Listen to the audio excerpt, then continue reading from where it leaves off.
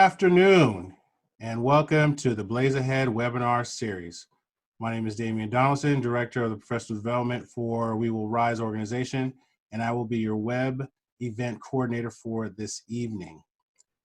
Today's event will be facilitated by 6 dynamic speakers and panelists: Nyla Bader Edmondson, Michael Love, Gary Harris, Rashid Hill, Anthony Hale, and myself. In addition to guiding you through today's webinar, I would like to remind you that this is one of a 2-part series. The second event will take place next Saturday from 12 to 2 p.m. So make sure you register so we can continue today's professional development conversation. Now, your participation is important to us. So before we get started, let's take a moment to ensure that you are familiar with our Zoom webinar controls. For this webinar, all participants will be in listen-only mode. This means your webinar and microphone will remain off to minimize background noise, interruptions, and distractions. You can, however, and will have an opportunity to engage our speakers and panelists by taking advantage of our participant-enabled webinar communication features. For example, the raise hand feature will indicate if you have a question or if you'd like to bring some attention to one of our team members. The poll feature may be used periodically to field specific questions initiated by our speaker or panel moderator. And finally, the chat feature will allow you to communicate with our speakers by texting your response in the webinar's chat room. So with that being said, I want to do a quick test. Please take a moment to practice by using your controls and raising your hand, or actually just type in where you are from. Because I know that we have people coming from out of state, joining us from out of state in San Diego and the Southern California area. So if you can, type in where you are located.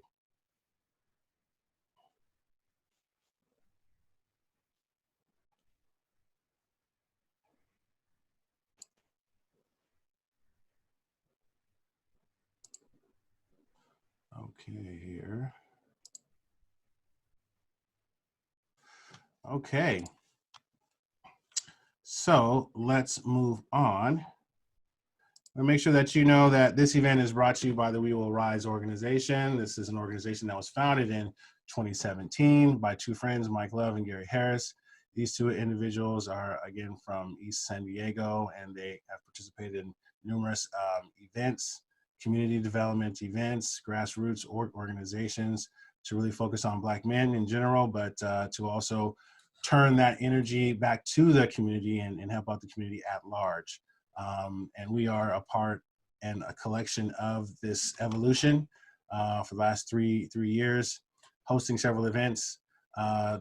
So now we're at the point where we are responding to this COVID situation and the employment needs, gaps, and underemployment situation that we're faced with by providing a professional development activity and event such as the Blaze Ahead event.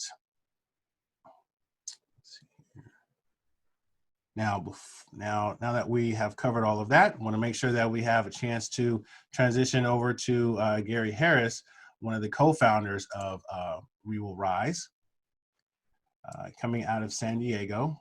So without further ado, please welcome Gary.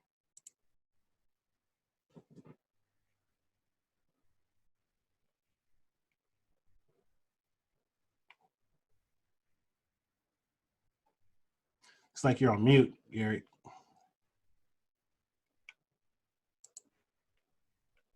Unmute. There we are. Thank you, Damian, for that introduction. Welcome, everybody, to Blaze Ahead. As he mentioned, I'm Gary Harris, the Vice President and co-founder of We Will Rise. Blaze Ahead was brought to you and created by Nyla Bader and the men of We Will Rise. And we wanted to do something to give something to the community to help them blaze ahead of the competition and get them on their career paths. Today we have 2 outstanding workshops by 2 incredible individuals who have helped me out tremendously on my career path, followed by a great panelist discussion by a group of incredible professionals that have been dedicated to giving their time to present something great for everyone. So one thing I'm really big on is taking notes. This is a great time. If you haven't done so, please grab a pen and paper.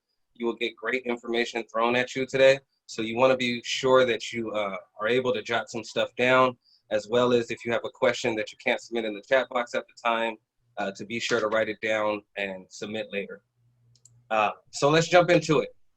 Our first presenter is a personal friend of mine. He's an author, a life coach, he's a business owner, and many, many things. He's helped me out. And I want to present to you our first speaker, Mr. Rashid Hill. Excellent. Thank you so much, Gary.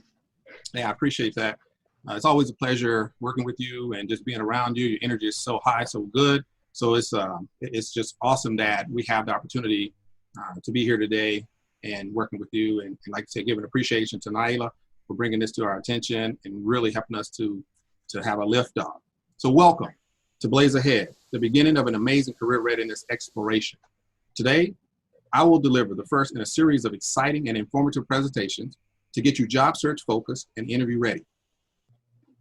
Okay, let me see if I can share my screen, and I will be getting that up right now so you can see what we're working with. Okay.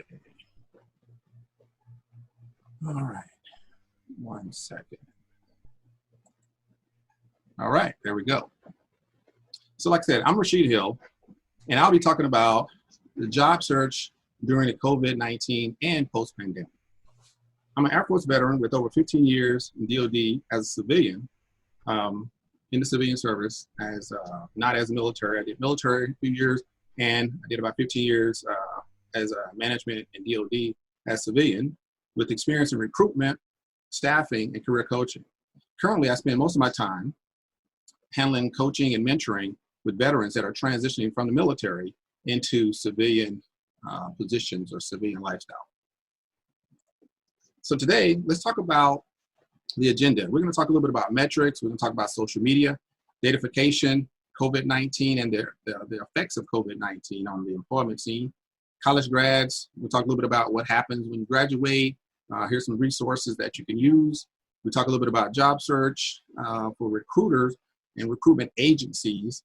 We're going to get into the job board and some websites there, and we'll conclude with the future of work and the required skills that you'll need to take your opportunities to the next level.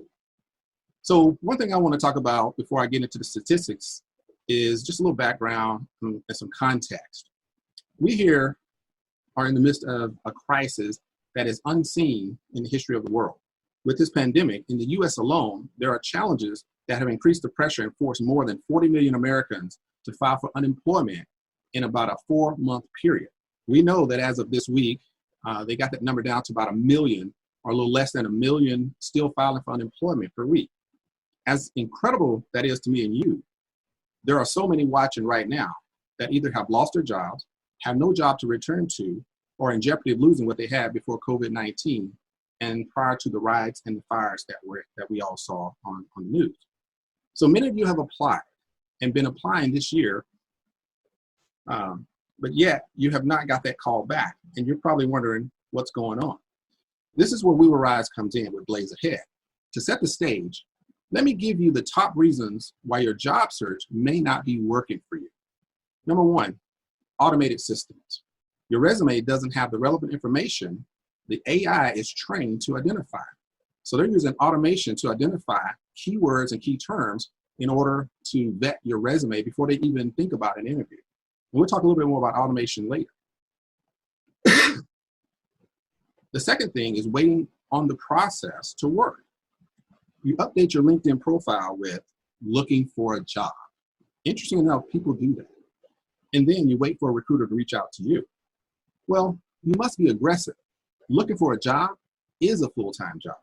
Number three, not tailoring your resume to the vacancy. You must adapt your resume to the specific job that you're looking for or applying to. And we'll get into that a little bit more later as well. Number four, not making the connection. You rely too much on technology. You're not reaching out to the person that posted the job in the first place. And on LinkedIn or social media, there are breadcrumbs. There are ways that you can find out what company what division, what department. There's some info at contact or contact at thecompany.com or .org or something like this. So you might want to check that out. The fifth thing is maybe you have no online presence at all. There are some people that just do not want to be online. And so they haven't made the transition online. Today's recruiters are all about Googling. They will Google you to see if you're a good fit. And we'll definitely talk a little bit about that in a few minutes. The last thing I want to say that maybe stop you from getting that call back is being overly persistent. What do I mean? Sometimes we view the struggle as a challenge and we continue alone because we say, oh, we can do it. We'll make it happen. I'll get over this hump. Well, at some point you should seek help from professionals. This is where We Rise comes in. We know that the economy will get back on its feet. And instead of watching from the sidelines, we choose to provide career guidance and training to make sure you are more marketable when that time comes. We are here to help. We will rise. Now let's get into these metrics and these statistics that we got up here on the screen. These statistics are very interesting because I wanted to know what are the top 3 ways we can look for jobs. First, internet, social media, and then personal contacts. Some of you may have used all 3 of these, may have used one more than the other, but what surprised me the most was social media. I found that very interesting, but it's real. The internet, 51% of the time, people are searching online to find jobs, as well as employers are searching to look for qualified candidates as well. The internet has become the primary point for the search. It's easy access, convenient, there's no face-to-face, so there's non-threatening environment. So people search all day and apply all day, but you might not necessarily get a call back. Why social media? Why is it so high as far as percentage of time that people search for jobs? How many of you search for jobs on Facebook? Very surprising to me, but we'll talk a little bit more about that as well. And then personal contacts was third, a very close third, whereas you may reach out to a friend, you may reach out to a colleague and ask them if they're hiring. So when I think about this number 3, to me, in my experience, this is where the hidden job market resides. When you're looking for a promotion or a specific job that is right for you, it may not be posted. It's just not posted. What do I mean by not posted? The largest are specific top positions. All the positions are just becoming vacant and they're reserved for like social economic categories. You have vet preference, you have ADA or the American Disability Act where you hire special needs or people with disabilities and minorities, or these are some of the type of specialized categories that are, there are laws that basically say you got to have a certain percentage of these categories that you hire as employees.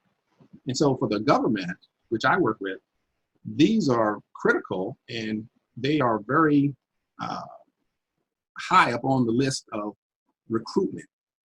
And so in the government, you have expedited hiring authorities, pathways, you have direct hiring authorities, you have VEOA, the Veteran Employment Opportunity Act, and you have the Recruitment Act as well that is used extensively. And so the statistics are clear. And the one thing that I really wanted to highlight on this slide is the 5% of using recruitment agencies. To me, that is so very low because of what the recruitment agency brings to the table for your job search. And I have a slide that we're going to talk about recruitment agencies in a few minutes. Social media. Since social media was so high up on the list for job search, I thought we'd take the time to focus on where on social media the actual jobs are being found as well as sourced and placed by the employers. Social media was one of the most effective ways in 2019 to job search. And with most businesses sharing their new openings on the social platforms before publishing them anywhere else, who thinks it's a great place to be visible? So here's my question to the audience. If you are looking for a job, or if you know someone that's in the running and looking for a job, or maybe they've crossed the threshold and actually about to get an interview, anywhere in the job search path, my question is, do you have a clear and consistent branding on LinkedIn and Facebook, not necessarily Twitter, IG, YouTube, any of that, just those two. And I kind of want to get an idea for the audience, if you can type in, if you have kind of a consistent branding, does your page on LinkedIn show the professionalism just as Facebook if you're in the job search mode? If you could, please answer that question if you're in the job search mode. I mean, if you're working and you're not looking for a job and you're here because you have some interest in these type of topics, then hey, I appreciate that as well. But give me your best shot when you were looking for a job. Did you have some consistency between the different platforms that you have profiles?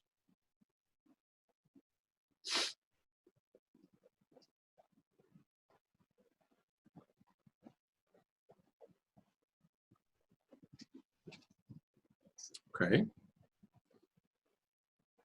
Well, I'll press on and hopefully we'll get some responses in there. I'm not sure if I can see that information or not, but hopefully we got some responses. So LinkedIn. What I found that LinkedIn makes it very easy. Okay. So I can't see the actual comment, so I'll rely on our team to see that. I actually looked at LinkedIn. LinkedIn is probably one of the easiest ways to get relative job information for whatever specific area that you're looking into. And another place on Facebook, since these were the two highest that people actually look for jobs, Oconus and Conus Contract Opportunities, that Facebook group is run by a good friend of mine, and they have about 8,000 or so members are in the group, and they actually have recruiters that are actively looking to hire people in different contract positions overseas as well as in the United States. So I found that very interesting. So when the statistics say that 60% of the time people are using Facebook for job search, and I actually go to this group and I see that there are actual people putting their requests out there, as well as the employer and the recruiters and the hiring managers are putting their job announcements in the group looking for qualified people. So it is working. It is legitimately happening. So I recommend that if you are in the running for a job, then social media is definitely in some way that is happening for people right now. Right here, like I said, social media is high for employers and employees looking for qualified talent. And it says 84% of companies have successfully hired using social media. This was in 2019. So think about that. If you don't have a presence on social media, then how can you feel comfortable with your job search? If you haven't gotten a call back and you're not actively on social media with a consistent brand that shows your particular knowledge, skills, and abilities and experience and certifications, I would say, which is top of the mind right now, then you're going to miss the boat. So I put this up here, the picture to the right. This was in my email box. Based on my profile, I get these emails all the time. And this was maybe a couple of weeks ago. It clearly states that 940 management analyst jobs were filled on LinkedIn. So when I start researching and I see that it says 84% of companies are actually hiring on social media, and then in my email box, I see that 940 management analyst positions were filled, it's legit. That's the proof that you need. But it is happening, and I recommend that if you don't have a presence on social media, you definitely want to get a presence on social media. Let's talk about datafication. What is datafication? When we talk about datafication, we have to take it back a little bit, a couple of steps. Quality hiring. That's a common term that's been brought up. Quality hiring. Like I said, forgive me, I cannot see any of the comments that are popping up. Maybe it's because of my screen, not sure. So hopefully somebody is capturing that. And if it's a question for me or if there's something coming my way, I'll be happy to address it right after the presentation. So please forgive me if I'm not addressing something that you're asking me during the brief. But make sure you jot it in, please. I can't see the actual comments. So quality hiring. So my question to you is, what is a quality hire? Are you a quality hire? Do you have the credentials for the position that you're applying for? This is key in your job search, because what is a good job search if you don't have the proper resume? So you've got to have the skills that will put you in the category of quality hire, because 63% of the recruiters say that finding a quality hire is their biggest problem. And there are statistics that I'll talk a little bit about in a minute as well that go a little further into what happens when you don't get a quality hire, and this is kind of why this is important. But when you get into datafication, we're talking about 72% of businesses plan to automate their recruitment decisions this year.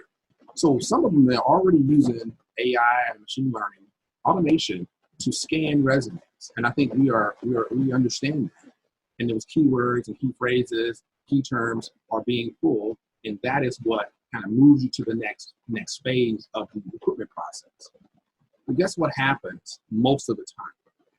Experts say that 75% of resumes are rejected and never make it to review by humans. Think about that. Only 25% that are scanned. Nobody's looking at these resumes yet. Your resume has to be typed from day one in order to even get looked at. And datafication means intelligent selection. They're going to score based upon different terms and variables that they built into the system. It's going to digitally or electronically score your resume against all other resumes and then see how you rank. And then you go to the next phase. There may be another automated phase that narrows it down a little bit more. What if they're only looking for 5 candidates, the best 5, based upon a computer telling them what those best 5 are? And after they get this information and they do make a quality hire, then what's going to happen? That quality hire becomes the baseline for all other hires for those positions. So the company now has taken themselves out. Intelligent selection, meaning by AI, they reduce the bias in the review process. Nobody is using, hey, I'm from this category or this particular culture, or this is my name and I like this name, so I'm gonna look for people with this name. None of that happens when AI is involved. Data analytics and metrics will improve the process based upon the information that's researched. They believe that the process will be improved because bias will be taken out. So with the climate now of diversity and inclusion, you have the potential to alleviate biases by using the data.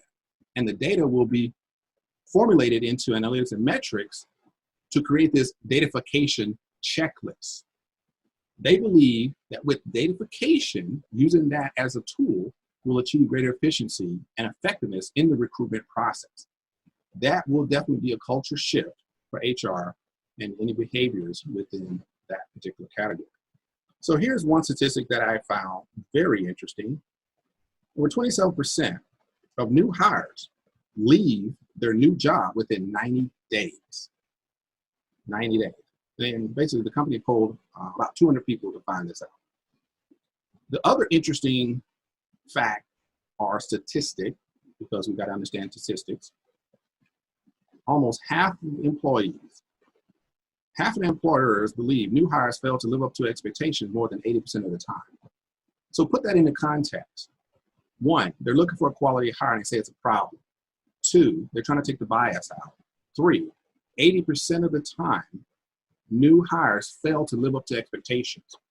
Blaze Ahead is a necessary tool, a necessary training, a necessary addition to your job search process in order to get you job search ready, resume ready, and interview ready. And so you can get to your job, get hired, and be successful in your career. This is where it has to start. That's how we change the statistics. So what is the COVID effect? COVID-19 came on the scene and just caused all kinds of havoc. We know that Americans filed for more than 40 million unemployment claims in a 10-week period. This was in between March and April, a 10-week period. Now, yes, we're right at about 900,000 or so, but at a point in time, recently, 40 million. Think about that number. What if some of those people were already unemployed and they just took advantage of the market? What if 1 million, what if 10 million were not classified as losing their jobs because of COVID-19?